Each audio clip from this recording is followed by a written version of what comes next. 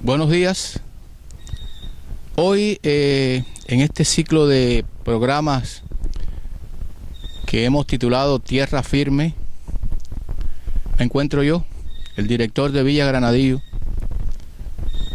aprovechando la oportunidad de que han pasado unos días con relación cómo ha concluido, a modo de epilogar, el diferéndum industriales, el equipo de pelota de Cuba comunista, los industriales que llegaron a Miami, al sur de la Florida.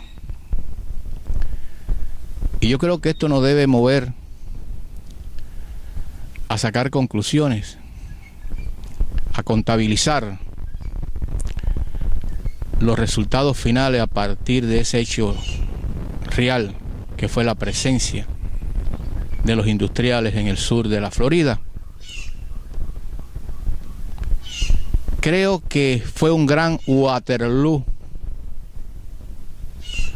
para el proyecto que tenían de intercambio, ya no cultural, sino deportivo, en tierra firme. Y han tenido un Waterloo escandaloso y estridente porque fueron muy incapaces, no fueron rigurosos, no fueron serios. Un sinnúmero de errores que finalmente los llevaría a su Waterloo, y ahora los organizadores rechinan los dientes, se rasgan las vestiduras y comienzan a echarle la culpa a tirios y troyanos. Primer gran error de ellos. Si los industriales son un producto de la revolución, lo más lógico, lo más correcto, lo más serio es que celebrasen su 50 aniversario en Cuba, posiblemente en el latinoamericano. Incluso después nos enteramos en la cabaña, de triste recordación. Pero al querer ellos extender la celebración en Cuba y en el sur de la Florida, específicamente en Miami,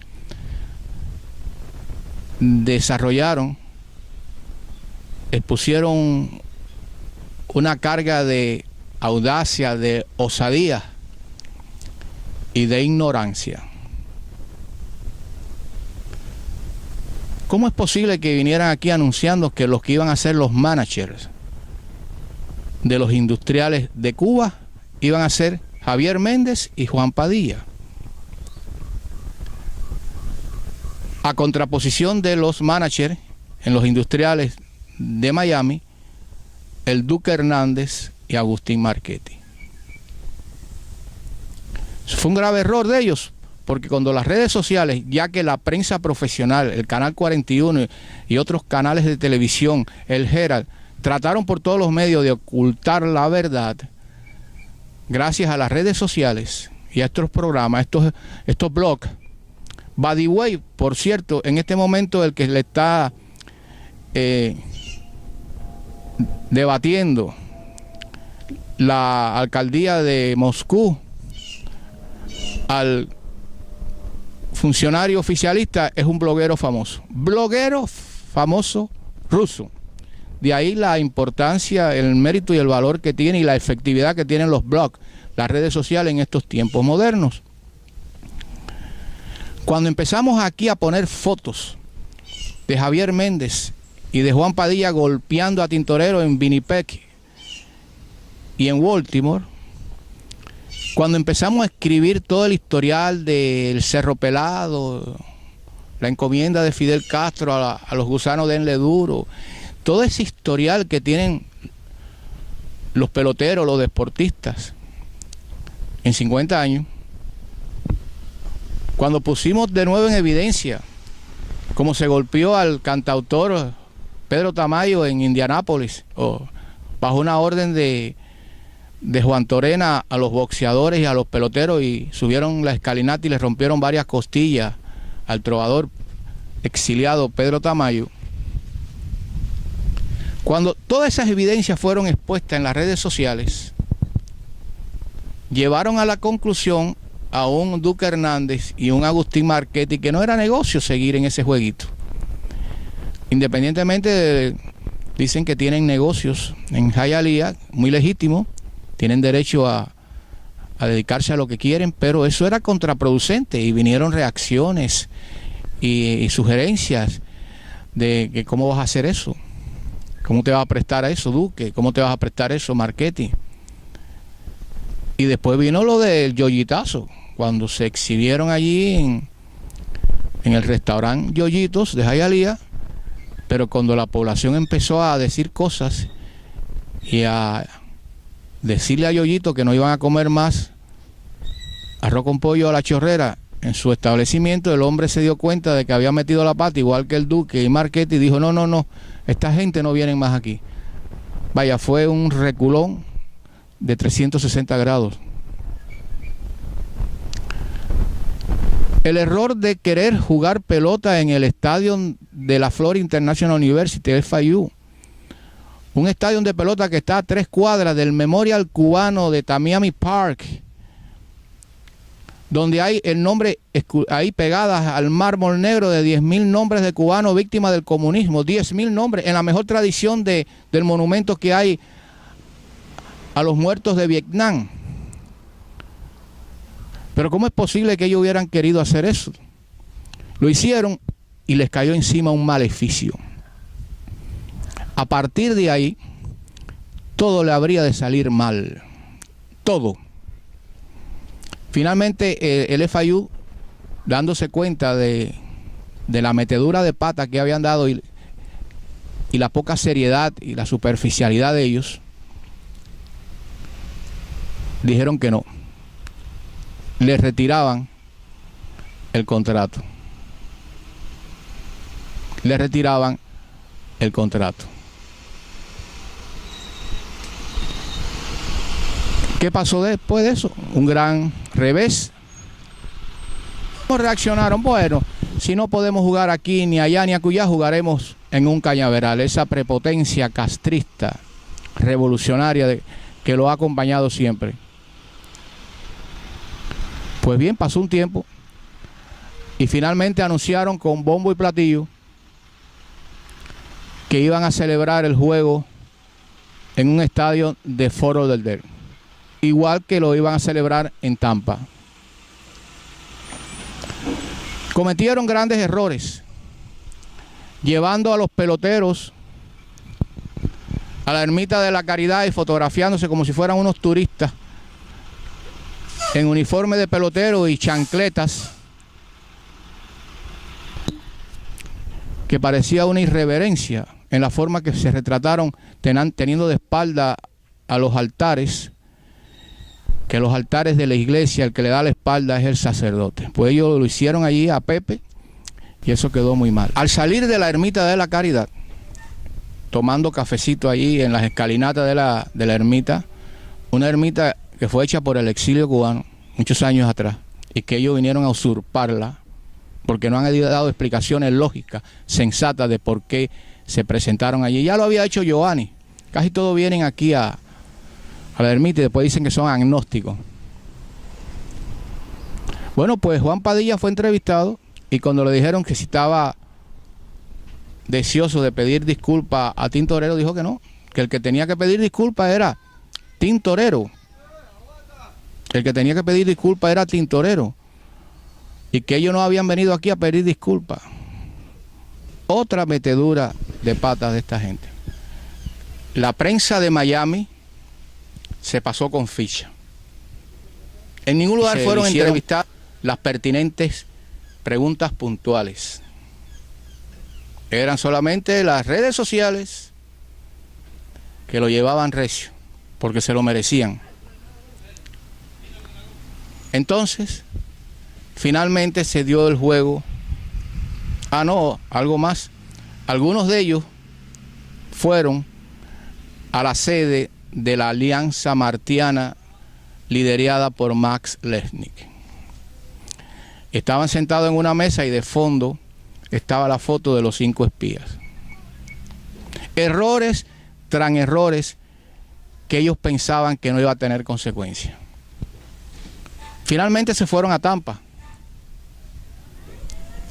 Y allí en Tampa fue muy poca gente. Si se va a llevar un cálculo de la cantidad de cubanos que han venido en los últimos tiempos y los que asistieron al juego de pelota en Tampa, definitivamente hay algo que no cuadra ahí, ¿no? Pero fue un juego de esto improvisado, mal preparado, de corre-corre, a regañadientes. Y cuando estaban más entusiasmados ellos, llegó el agua de agosto, la lluvia de agosto, la lluvia de tiempos de canícula, y le arruinó el juego en Tampa. Finalmente, todo lo que le quedaba a ellos era Fort Lauderdale. En mi caso particular, yo que había estado en todas las actividades que se hicieron vis a vis los industriales en Miami, yo dije que no iba a Fort Lauderdale porque no era mi territorio. Hostil a los exiliados. Muchos compatriotas míos que quiero y admiro y respeto mucho decidieron ir y fueron. Y se produjo el juego.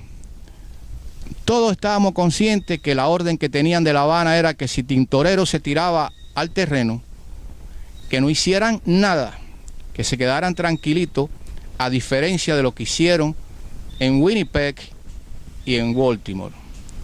La lección estaba bien dada. La orden estaba directa. Y efectivamente, Tintorero se tiró en la mejor tradición de él de siempre, se tiró al ruedo. Llevaba un pullover que decía el proyecto de Oscar Elías Vicé. Se acercó con un papel y se lo entregó, según el Canal 23, a Juan Padilla. En ese momento, los que lo tiraron al piso fueron las autoridades, los policías de Fort Lauderdale. Lo cogieron preso, hizo declaraciones, gritó. Se dio el juego y al quinto inning, algo parecido, llegó el agua de agosto de tiempos de canícula, y hubo que suspender el juego. Paralelamente a eso, las organizaciones de Vigilia Mambisa, los misiles, los F4, varias organizaciones que asistieron allí a piquetear a los industriales, por primera vez desde la época de Lian, la fuerza pública no le echaba los caballos a los exiliados que manifestaban. Nunca había ocurrido en muchos años eso en las manifestaciones de los exiliados cubanos. En Fort Lauderdale, territorio hostil, territorio indiferente a la historia, al drama y a la tragedia cubana, se prestó en forma cómplice a que se le pegaran los caballos enormes, gigantescos, frente a una multitud que muchos de ellos eran personas mayores, mujeres, entrados en años. Conclusión, fue un Waterloo para lo que programaron esa aventura. En la vida hay maleficios, y el maleficio para que los industriales quedaran tan mal como quedaron en Miami empezó cuando quisieron burlarse de celebrar un evento a 3 cuadras del Memorial Cubano en Tamiami Park. Segundo maleficio, desarrollar todos los eventos en la celebración del 50 aniversario de los industriales en Cuba en el Fortín La Cabaña. La cabaña que últimamente está siendo utilizada para actividades culturales. Pero esta vez la cabaña iba a ser sede, de las celebraciones del 50 aniversario de industriales. Ellos se equivocaron, ellos se olvidaron que la cabaña en los tiempos modernos, no en la colonia, en los tiempos modernos, es sinónimo de muerte, de prisión, de tiros de gracia dados por el Che Guevara, que by the way, el que le puso los industriales a ese equipo de la revolución se llamó Ernesto Che Guevara. Bueno, pues en la cabaña el Che Guevara daba tiros de gracia. Y qué arrogante y prepotentes son en Cuba, que ellos quisieron celebrar el 50 aniversario de los industriales en un sitio donde lo que imperan son las ánimas de los muertos. Las que vagan por esos muros son las ánimas de los muertos de la revolución. Yo me pregunto, si en Auschwitz, si los judíos hubieran permitido que se hubiera convertido ese campo de concentración en un lugar de cultura, de exposición de libros o de celebración del 50 aniversario de un equipo de fútbol nazis. Eso no existe en Alemania, pero en la Cuba de hoy sí.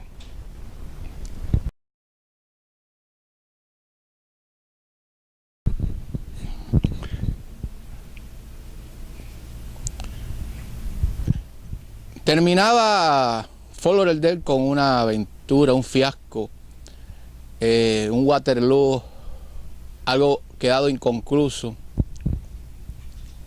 Y todo parecía indicar que todo terminaba. Sin embargo, los organizadores de esta aventura aquí en el sur de la Florida, ellos estaban conscientes de que ellos no podían regresar a Cuba sin que sus Spikes pisaran tierra miamense.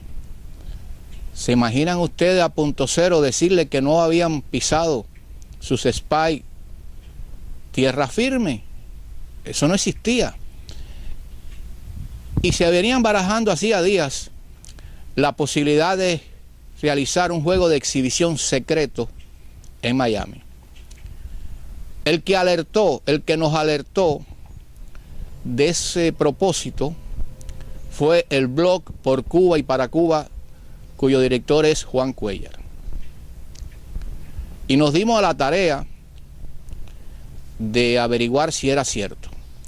Desde siempre se nos dijo que posiblemente celebrarían el juego de softball en el campo del compound de Bird Lake Park. En el Westchester moderno.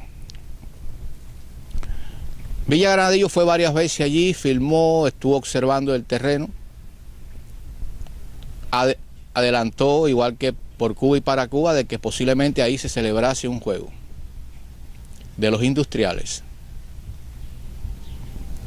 Terminó el día 30 el juego en Fort Lauderdale. Celebraron por todo lo alto los industriales y sus directivos en el H Superclub, el lugar que ha sido sede de las actividades de todos estos artistas que vienen con el intercambio cultural desde siempre. El día 1 de septiembre,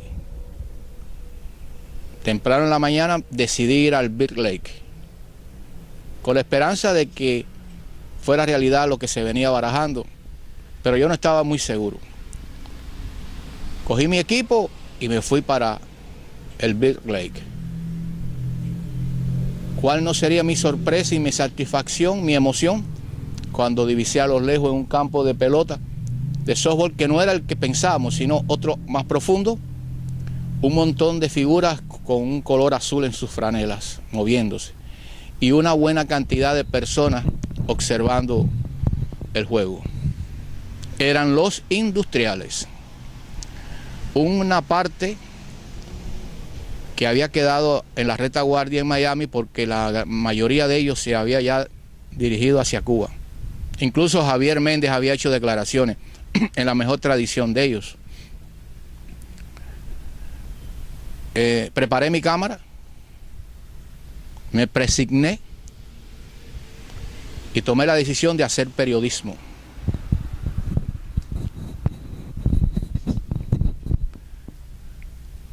Mientras funcionaba mi cámara, yo iba avanzando, me iba adentrando en el grupo. No en el campo de pelota porque estaba separado por una red metálica.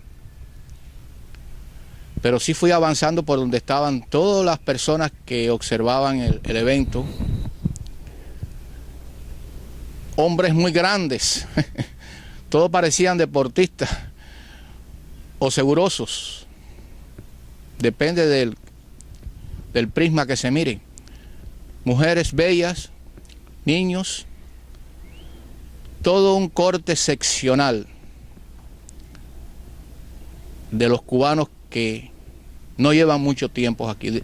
Todo un corte seccional de esas dos generaciones que han pasado por Cuba a partir del 1 de enero de 1959. Estaba filmando. No quiero mentir y quiero decir que tenía un poco de temor, porque allí no había ninguna prensa profesional, allí no había ninguna organización, allí no había nadie, excepto esas personas que se encontraban viendo el juego de pelota de los industriales. Estaba yo solito, y lo digo porque es la verdad. Seguía filmando, seguía tomando imágenes, tomando video, y algo me pasó por la mente. Cuando yo vi ese público que estaba allí, cuando yo vi los peloteros de los industriales que jugaban en el Diamante, me pareció que ellos se creían que estaban en el latinoamericano, porque los gritos, los silbados, las expresiones, es como si ellos creyeran que estaban en el latinoamericano, no pensaban que no estaban en el Bear Lake Park de tierra firme. Esa es la verdad. En un momento dado pude filmar rápidamente a Juan Padilla. Posiblemente hubieran otros famosos, pero es que no llegué a reconocerlos. Expresiones como esta: oh, si Saavedra se enterase, si Saavedra viniera por aquí lo íbamos a desplumar, pero él no sabe, porque esto nadie lo sabe. Los hemos madrugado. Ese que está filmando, ¿quién es? Pero yo tenía una convicción: ellos han venido esta vez a tierra firme a no crear problemas, a no agredir, a no revivir lo que históricamente han hecho, de agresiones y de violencia con el enemigo, que es el exiliado, según ellos, el gusano, como dijo Fidel Castro. Esta vez me veían, me observaban, pero no hacían nada. Muchas expresiones escuché, de júbilo, de alegría. Padilla, todos ellos estaban contentos de que sus Spike pisaban finalmente la tierra miamense. Eso lo pudieran decir después en la mesa redonda, en punto cero: comandante, general, pisamos la tierra miamense, sin renunciar a nuestros postulados, sin renunciar a nuestra franela azul, sin renunciar a que somos ahijados del Che Guevara. En un momento dado, cuando tomé bastante pietaje, decidí hacer un pequeño editorial. Me puse delante de donde estaban jugando, muy cerca, y empecé a grabar y a decir cosas. Cerca de mí estaba el Ray, el jardinero derecho. Y cuando yo hablaba fuerte para que quedara bien la grabación, él me escuchaba. Yo no sé si fue algo fortuito o si fue algo dirigido. Sé que sonó un batazo y la bola de softball pasó por arriba de mí, 2 o 3 pies. Y fue a caer al otro lado de otro parque, de otro terreno que había. Y yo dije, me la puedo llevar como souvenir. Lo dije así, con sorna. Pero no la pude coger, la filmé, pero no la pude coger porque estaba al otro lado de la cerca. Seguí dando mi editorial y volvió a pasar otra pelota por arriba. Esta vez fue más bajita. Y yo me he preguntado, he hablado con personas que saben de béisbol, y me dijeron que esos peloteros a ese nivel que tienen son capaces de dirigir el batazo por donde ellos quieren. Y todavía me pregunto, y creo que no voy a tener respuesta, ¿esos dos batazos que pasaron por mi cabeza fueron fortuitos o fue pura coincidencia? El juego secreto lo realizaban. Madrugaron a mucha gente aquí. Pero no se puede decir que no se informó en las redes sociales. Primeramente lo hizo por el blog de Cuellar por Cuba y para Cuba, y después yo me sumé a esa información. En las redes sociales se sabía de la posibilidad de ese evento secreto. Finalmente decidí entrevistar a algunas personas. No querían estar frente a una cámara. Finalmente un muchacho joven lo entrevisté, me dio su respuesta, hablando del metalenguaje que traen los cubanos de las últimas jornadas, víctimas de un existencialismo tremendo. En ese momento llegó alguien conocido y estaba informado, y me dijo que iba a llegar la policía y que iba a llegar la ambulancia y que iban a llegar otros medios de comunicación. Cuando yo me fui de allí no vi a nadie. Sí estaba la ambulancia y sí estaban los policías. Entrevisté a un segundo joven de 40 y pico años, 30 y pico, 40 y pico años, y fue una entrevista muy interesante. Llegó un momento en que se convirtió no en una entrevista, alguien que preguntaba y otro que contestaba, sino fue un tú a tú de argumento y de contraargumento sobre la presencia de los industriales en Miami, etcétera, etcétera. El joven demostró desde el principio que él era producto de la revolución, en el sentido que nació en 1966. E intercambiamos argumentos. Nos aferramos a la historia. Él veía la historia desde un punto de vista muy pragmático, muy materialista, muy... todo tenía que ser probado, todo tenía que ser nada empirista. No podía haber nada empirista, todo tenía que ser pragmático, probable. Y entonces fue muy interesante el intercambio que tuvimos.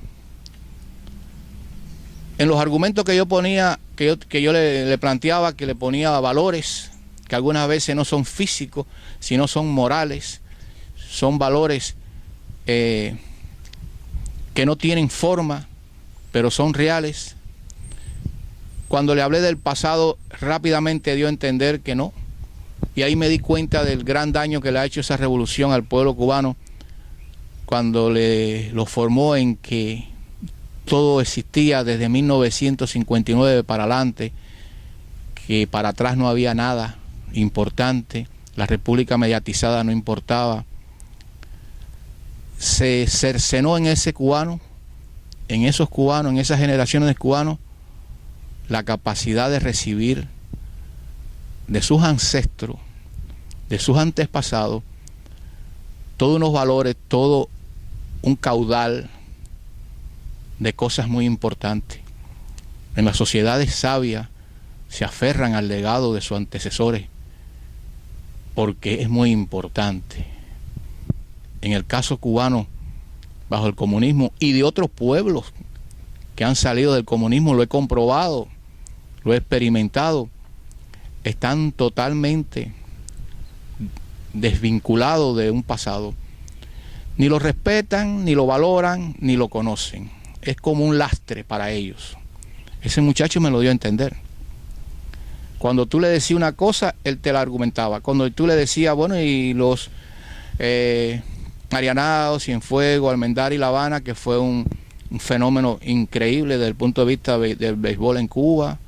Yo le daba los méritos que había logrado y por qué se cercenó esa maquinaria increíble del béisbol profesional en Cuba. Me daba una respuesta muy pragmática, muy dialéctica. No importa. La vida es así y ahora se llaman industriales y mañana desaparecen los industriales y vendrán otros. Todos los racionamientos eran totalmente racionalistas, filosóficamente hablando. Nada empirista, nada empirista. El muchacho tenía facilidad de palabra, tenía lecturas, se veía que era un individuo que no le pregunté, porque yo no lo estaba interrogando en su cosa personal, sino estaba interactuando a partir de lo que estaba ocurriendo allí. Pero cuando terminé la entrevista y cuando le hice preguntas sobre hechos puntuales como la cabaña, como el Cerro Pelado, cuando Fidel Castro dijo a los gusanos denle duro, etcétera, etcétera, el joven por un razonamiento, otro que un amigo lo estaba llamando, se fue. Y fue cuando yo llegué a una conclusión. Y no se lo pude decir, pero en este momento sí. Ya lo escribí, pero en este momento lo digo. Ustedes, que son producto de una revolución, en el fondo no son culpables en una parte, en otra sí. Pero ustedes, producto de una revolución, porque lo han formado en un materialismo, en un racionalismo terrible, van a ser víctimas de ese mismo aprendizaje. Mirarán a los lados y no encontrarán a nadie solidario. Mirarán a los lados, atrás y adelante, y no encontrarán a nadie familiar. Mirarán atrás, hacia adelante, a la izquierda y a la derecha, y llegarán a una conclusión: que están solos porque el cordón umbilical que pudiera haberlos atado al pasado, como existe en las grandes sociedades del mundo, a ustedes se le cortó ese cordón umbilical y están en un momento dado solos. Y al sentirse solos, ¿cuál ha sido en su existencialismo? Su decisión: partir hacia otras tierras, abandonar Cuba, con las justificaciones que ustedes quieran, con las argumentaciones que ustedes quieran, con las realidades que ustedes quieran, pero deciden partir, dejar Cuba solos, y en su gran mayoría llegar a Miami. Llegar a un Miami y empezar una nueva vida, y muchos con la facilidad de haber sido formados, educados, y prácticamente muy pronto alcanzar unos niveles importantes en la sociedad miamense. Pero como fueron formados en ese racionalismo, que es una revolución, estarán aquí mucho tiempo, pero nunca reconocerán el mérito, los valores, los dones de sus antecesores, de los que hicieron esto al principio. Porque esto para ustedes es un ejercicio en el vacío y no importa. Lo que importa es el presente y marchar hacia adelante. Estarán en Miami, pero seguirán solos. Comenzarán a añorar lo que dejaron en Cuba y harán todo lo posible por regresar, a pesar de todas las humillaciones y todas las cosas que hayan pasado cuando su partida. Regresarán a Cuba, pero cuando estén en Cuba, estarán loquitos para regresar a Miami. Sencillamente adoptarán ese comportamiento del hombre nómada, que no se siente bien en ningún lugar. Estas dos generaciones, de la cual este joven que entrevisté pertenece a una de ellas, tendrá que vivir con esa cosa arriba de ellos, que están solos, que no tienen vínculo con el pasado y que están intranquilos en cualquier lugar que se encuentren. Intranquilos en cualquier lugar que se encuentren. Y su vida será un constante vagar. Porque esa contingencia que la fabricó el régimen comunista desde los principios, para lograr que el pueblo de Cuba estuviera constantemente en una contingencia, de oriente para occidente, de occidente para oriente, del norte para el sur, de Cuba hacia Europa, hacia África, otro lugar, esa constante contingencia que le impuso el comunismo, ustedes no se van a... Esa generación no va a poder salirse de ella. Nunca echarán pie, nunca se fabricarán un entorno. Son almas vagando constantemente, solos e intranquilos. Es doloroso llegar a esta conclusión.